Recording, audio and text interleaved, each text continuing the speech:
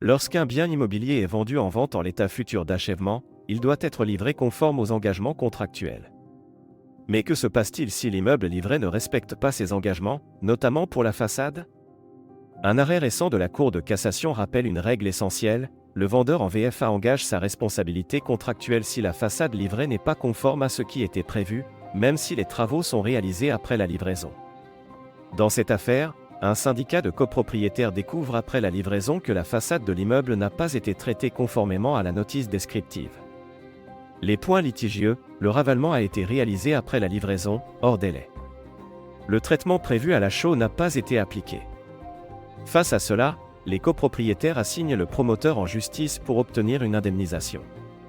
Le promoteur tente de se défendre en avançant plusieurs arguments: le défaut n'a pas été soumis au débat contradictoire.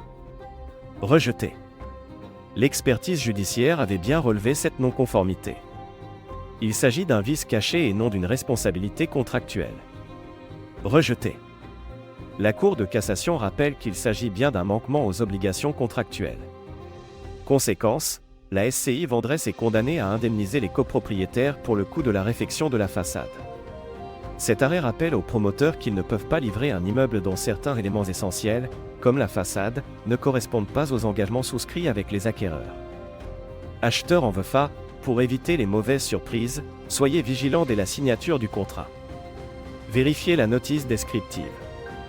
Inspectez minutieusement l'immeuble à la livraison. N'hésitez pas à faire appel à un expert. Et vous, pensez-vous que les protections des acheteurs en VFA sont suffisantes ?